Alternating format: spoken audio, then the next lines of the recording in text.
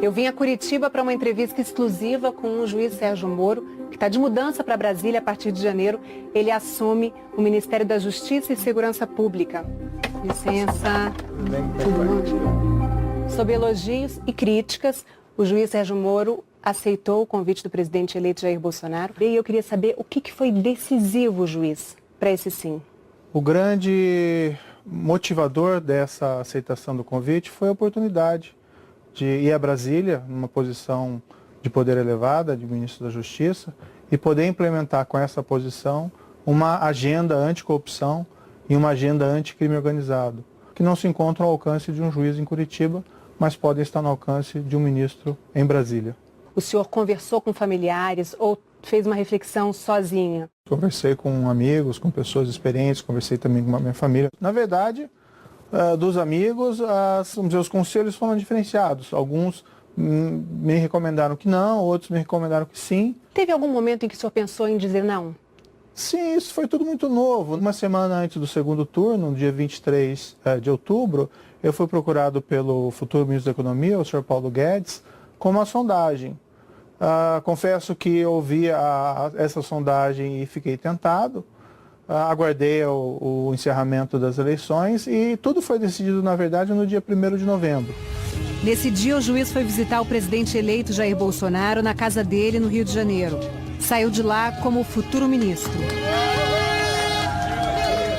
O que eu percebia nas pessoas comuns era um certo entusiasmo, um desejo que eu aceitasse esse convite. Então as pessoas me procuram, me cumprimentam. Para mim é um sinal de que há uma grande expectativa e espero corresponder a essa expectativa. O ex-ministro do Supremo, Aires Brito, disse que essa mudança rápida do senhor da Justiça para o Executivo, ela comprometeria a separação e a independência dos poderes Executivo, Legislativo e Judiciário. O que o senhor tem a dizer sobre isso? Tenho um grande respeito pelo ex-ministro Aires Brito. Eu acho que a avaliação dele, nesse caso, está equivocada. Existe essa fantasia, né, de que o ex-presidente Lula, que foi condenado por corrupção e lavagem de dinheiro, teria sido excluído arbitrariamente das eleições por conta do processo criminal. Mas o fato é que ele está condenado e preso porque ele cometeu um crime. Mas a defesa do ex-presidente Lula entrou com um novo pedido de habeas corpus pela liberdade dele e pela anulação da ação penal do caso do Triplex. E o principal argumento é de que houve irremediável perda da imparcialidade. O senhor em algum momento temeu colocar em risco todo o trabalho feito até agora ao aceitar o convite para o Ministério? Não, veja, essa questão pertence hoje às Cortes de Justiça, não mais a mim. Mas eu proferi a decisão em relação ao ex-presidente Lula em meados de 2017. Né? Então, assim, eu nem conhecia o presidente eleito Jair Bolsonaro. Eu sopesei, né, essas questões, também levei em conta, mas pelo que eu vejo nas pessoas comuns que eu encontro por aí, ninguém tem essa sombra de desconfiança. Na sexta-feira, depois dessa entrevista, o Conselho Nacional de Justiça solicitou que Sérgio Moro preste informações por suposta atividade político-partidária ao aceitar o convite para ser ministro. O juiz terá 15 dias para se manifestar. Eu estou indo para consolidar os avanços da Operação Lava Jato em Brasília. O senhor acha que o momento que a gente vive hoje, politicamente, é resultado desses 4 anos da Lava Jato? Em parte, nas eleições, havia um sentimento muito forte contra um sistema político que, apesar de todas essas revelações de casos de grande corrupção, praticamente nada fez. O atual senhor presidente eleito foi quem talvez melhor foi identificado pela população como alguém que modificaria esse status quo. Qualquer outro candidato que fosse identificado com essa causa anticorrupção teria boas chances, sem prejuízo das outras bandeiras do candidato. Né? O senhor deu uma coletiva essa semana em que enumerou ali, listou uma série de medidas que pretende encaminhar ao Congresso ao longo do governo. O juiz defendeu que condenados por homicídios pelos tribunais do júri cumpram pena imediatamente, sem esperar o julgamento de recursos. Que seja proibida a progressão de pena e a saída temporária de presos que tenham vínculos com organizações criminosas. Que crimes graves demorem mais a prescrever. Que haja uma regulação mais clara para que policiais possam trabalhar disfarçados. Que seja ampliado o banco de dados genético para esclarecer crimes com exames de DNA. Que denunciantes anônimos sejam mais protegidos. Entre as propostas e bandeiras de campanha do presidente eleito está a flexibilização da posse e do porte de armas. O que seria isso na prática, essa flexibilização? As regras atuais são muito restritivas para o posse de arma em casa. Posse é a pessoa ter uma arma dentro de casa, não ela sair por aí passeando com a arma. E é porte, é diferente. Hoje a gente tem uma pessoa com 25 anos que preencha uma série de requisitos, passe por uma série de testes psicotécnico, antecedentes criminais, e se ela comprovar que ela tem uma necessidade de, por algum motivo, de ter uma arma, ela consegue ter uma arma. Em que isso mudaria? Eu acho que isso não pode ser muito além de uma afirmação, de que eu quero ter uma arma em casa, eu estou preparado, eu não tenho antecedentes criminais, eu fiz os testes psicotécnicos, e assim, eu quero ter uma arma para vamos dizer assim, porque eu me sinto mais seguro por isso. Vários estudos mostram que esse armamento não obrigatoriamente reflete numa diminuição da criminalidade. Acho que a questão não é exatamente diminuição ou não da criminalidade. O senhor presidente foi eleito com base nessa proposição e me parece que existe aí um compromisso com seus eleitores. O senhor, como juiz, tem o direito a ter uma arma em casa. Sim. O senhor tem uma arma? Sim. Mas não anda armado? Bem, aí são questões relativas à segurança pessoal, eu prefiro não responder. Mas normalmente não. Tem alguma coisa que tire o sono do senhor hoje? Hoje, olha, eu exerço a profissão de magistrado na área criminal e não raramente me deparei com casos muito difíceis. Isso sempre envolve uma situação de risco. Mas vão ser tomadas as providências necessárias para assegurar a minha proteção policial durante esse período e também das pessoas a mim próximas. A gente teve no ano passado 62 mil homicídios no Brasil. Qual a meta do senhor para daqui 4 anos em relação a esse número? Não tenho condições de me comprometer com um percentual de redução específico, porque veja, isso não é exatamente matemática. O que é importante, no entanto, é iniciar um ciclo virtuoso. Essa semana a gente teve no Rio de Janeiro uma operação no Complexo da Maré em que 5 pessoas foram mortas. Isso é uma coisa recorrente. Onde que o poder público está errando? O Estado realmente tem que ter uma política mais rigorosa em relação a essas organizações criminosas. Segue 3 padrões: investigações sólidas, direcionadas à organização e aos seus líderes. Prisão dos líderes, isolamento dos líderes, confisco do produto da atividade criminal e do patrimônio da organização. É assim que se desmantela a organização criminosa. O criminoso vai para a cadeia, o policial vai para casa.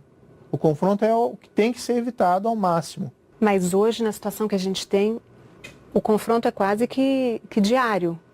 Essa é uma situação que tem que ser evitada. Como reverter isso para que esse confronto seja evitado? Não é uma coisa simples, não vou dizer assim, não vai acontecer isso depois de janeiro? Pode acontecer, mas são situações indesejadas. Não pode se construir uma política criminal, mesmo de enfrentamento do crime organizado, baseado em confrontos de tiroteio, porque o risco de danos colaterais é muito grande. E não só danos colaterais, mas o risco para o policial. O governador eleito do Rio de Janeiro, Wilson Witzel, ele prevê o abate de qualquer pessoa que esteja portando um fuzil. O senhor, como juiz, também vê amparo legal nessa proposta? Não me parece razoável que o policial tenha que esperar o criminoso atirar nele com uma metralhadora ou com um fuzil antes que ele possa tomar qualquer providência, certo? Eu tenho minhas dúvidas se isso já não é acobertado pela legislação, mas nós vamos estudar se é necessário uma reformulação da lei nesse sentido. Eu não tenho condições de agora efetuar uma crítica apropriada, porque eu não sei exatamente o que ele está defendendo. Ele está defendendo, inclusive, a compra de drones que possam ser usados para, por exemplo, se tiver um bandido numa comunidade no Rio de Janeiro com um fuzil na mão, para que se possa atirar. Ele diz que vai defender os policiais juridicamente para que isso seja feito. Aí teria que sentar com ele e conversar e entender exatamente qual que é o nível de concreção dessa proposta. Se está numa situação de confronto policial, com risco ao policial de ser alvejado num confronto, eventualmente. Não, a proposta dele vai além, desculpa. Mas assim, eu não sou assessor do governador. Não, é só para eu saber até que ponto. E assim, são declarações que ele deu em entrevistas e tal. Isso tem que ser conversado com mais, como é que se diz, cautela e ponderação para saber em concreto exatamente o que se pretende. Maioridade penal, redução da maioridade penal, o senhor vê como única possibilidade a redução ou, por exemplo, um aumento da pena que hoje é só de 3 anos? Bem, não existe uma posição fechada do governo em relação a isso é uma questão a ser discutida. Existe uma necessidade de proteger o adolescente, é uma pessoa em formação, é inegável, por isso se coloca a maioridade penal em 18 anos. Mas também, eu acho que é razoável essa afirmação, de que mesmo um adolescente entre 16 e 18 anos já tem a compreensão de que é errado matar. Não é isso que resolve o problema da criminalidade. Mas tem que se considerar a justiça individual. Pense lá numa família que um dos membros foi vítima de um homicídio praticado por um adolescente acima de 16 anos. Então as pessoas querem uma resposta do Estado institucional. E o sistema atual, que prevê sanções muito reduzidas para crimes dessa natureza de gravidade, é insatisfatório. O senhor fez uma defesa enfática das minorias, disse na coletiva que todos terão os direitos garantidos pela lei. O presidente eleito disse que ia botar um ponto final, acabar com qualquer tipo de ativismo. Vamos botar um ponto final em todo o ativismo do Brasil. Muita gente se sente ameaçada. Quais as garantias o senhor pode dar para a comunidade LGBT, para negros, mulheres, de que os direitos não serão retirados, de que essas pessoas não serão atacadas? Eu acompanhei todo o processo eleitoral e eu nunca vi, da parte do senhor presidente eleito, uma proposta de cunho discriminatório em relação a essas minorias. E eu não imagino, de qualquer forma, que essas minorias estejam ameaçadas. O fato da pessoa ser heterossexual, homossexual, branco, negro, asiático, isso é absolutamente indiferente. E nada vai mudar. Eu tenho grandes amigos que são homossexuais. Algumas das melhores pessoas que eu conheço são homossexuais.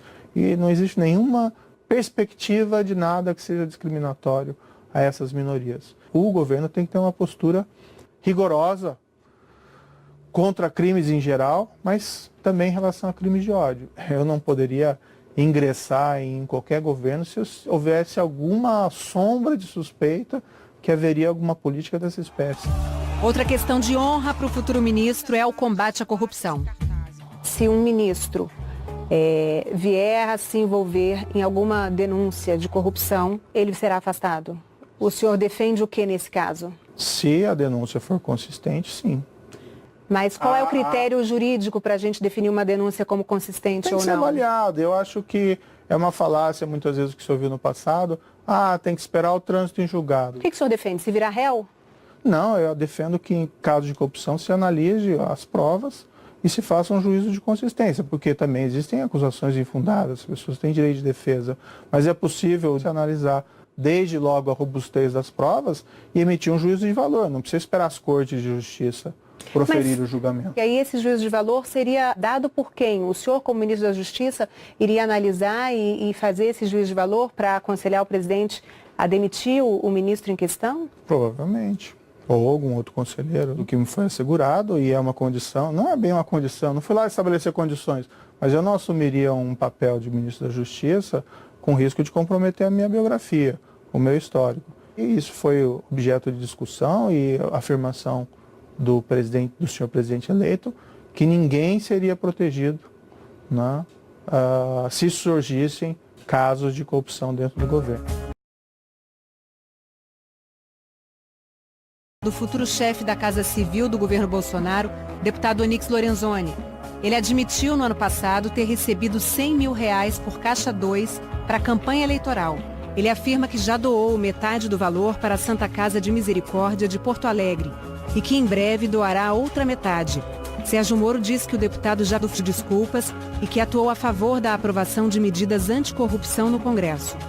Em 2017, o senhor disse que políticos não têm interesse em combater a corrupção. Como é que o senhor pretende fazer essa negociação com políticos que por muitas vezes, vão estar sendo aí investigados ou sendo réus em processos justamente de corrupção? Eu fiz essa afirmação em um contexto muito respeitoso. Apesar de todas as revelações desses crimes de corrupção, não vi iniciativas significativas, com todo respeito, por parte do nosso Congresso Nacional. Agora existe um outro contexto. Em todo, principalmente início de governo, existe um frescor, uma abertura de diálogo ao Congresso. Daí vamos tentar negociar dentro daquele espírito republicano de fazer o que é melhor para o país do que fazer do que é melhor para as pessoas. Negociar. Nasce um político aí dentro? Alguns me criticaram por assumir esse cargo, afirmando que eu havia traído um compromisso que afirmei no passado numa entrevista lá de São Paulo, que jamais entraria para a política. Eu posso estar sendo ingênuo, mas eu estou sendo absolutamente sincero quando afirmo, na minha visão, eu estou assumindo um cargo para exercer uma função predominantemente técnica. Eu não me vejo num palanque ou candidato a qualquer espécie de cargo em eleições. Isso não é a minha natureza. Há 4 anos, se alguém dissesse, o senhor vai ser ministro da Justiça daqui a 4 anos, o senhor concordaria com isso? Não, de forma nenhuma. A Operação Lava Jato, ela começou pequena, ninguém tinha ideia da dimensão que aquilo ia tomar. No fundo, foi meio um efeito bola de neve. Jamais poderia cogitar que haveria essa possibilidade de assumir essa posição. Então, o senhor há de concordar comigo que o senhor também não pode dizer que daqui a 4 anos não será, por exemplo, candidato à presidência da República? Não, eu estou te falando aqui, não você. Eu não sou um político que minto, desculpe, com todo respeito aos políticos, né? Existem bons e maus políticos, mas existem maus políticos que às vezes faltam com a verdade. Eu não estou faltando com a verdade. Mas o senhor, então, é um político do tipo que não mente? Não, eu sou uma pessoa... Na minha perspectiva, eu estou indo assumir um cargo predominantemente. Não, é porque foi o senhor que falou, eu não sou um político que minto. Não sou nenhum político e não minto. Eu acho que a profissão da política é uma das mais nobres que existe. Você receber a confiança da população, do voto. Às vezes essa confiança é traída, mas é uma das mais belas profissões. Não tem qualquer demérito nisso, é só uma questão mesmo de natureza e perfil. O senhor mais de uma vez já falou que vai estar subordinado à palavra final, que é do presidente eleito Jair Bolsonaro. Se chegar numa hora em que vocês divergirem em absoluto? Depende sobre o quê, né? Quem foi eleito foi o senhor presidente. E, eventualmente, se acontecer uma situação dessa, ele pode desejar me substituir por alguém que possa cumprir uma política que eventualmente eu discorde em absoluto. Eu vou assumir esse cargo em janeiro, não com a perspectiva de ser demitido, mas com a perspectiva de realizar um bom trabalho e ter uma convergência com o presidente eleito. Mas se tudo der errado, eu deixo daí também o cargo ministerial e certamente vou ter que procurar me reinventar no setor privado, de alguma forma. E o Supremo?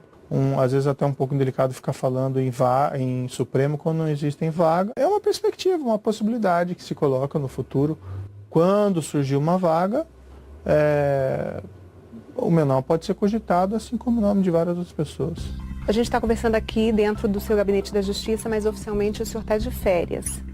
E tem recebido críticas porque já está trabalhando, atuando como futuro ministro. Há quem veja nessa situação, que ela fere o princípio da legalidade e da moralidade. O que o senhor tem a dizer sobre isso? Olha, eu já anunciei publicamente que eu vou pedir a exoneração. O que a Constituição proíbe é que um juiz, certo, assuma uma posição, um cargo no Executivo. Eu não estou assumindo nenhum cargo.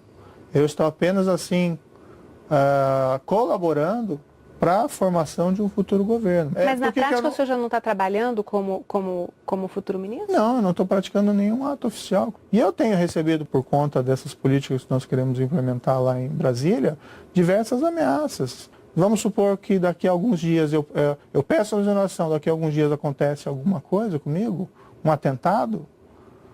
Eu tudo bem, morro lá, faz parte da profissão, não gostaria, né, evidentemente. Mas a minha família fica desamparada. Né, fica sem qualquer, por exemplo, pensão. O que eu espero é passar esse período em férias, a meu ver não estou fazendo nada de errado, e em seguida eu assumo. Está de malas prontas para Brasília? É um período literalmente de transição, então se fica lá, se fica aqui, tem que planejar bastante, né, já ir definindo as pessoas e políticas a serem adotadas, então esse vai ser um período de intenso deslocamento. O senhor tem aqui nesse gabinete onde o senhor passou os últimos 4 anos trabalhando na Operação Lava Jato, livros, presentes, vai levar tudo isso para Brasília? Boa pergunta, ainda não decidi, mas vai ser de fato um problema e certamente eu vou sentir muita saudade desse ambiente. Obrigada, Até mais, sucesso.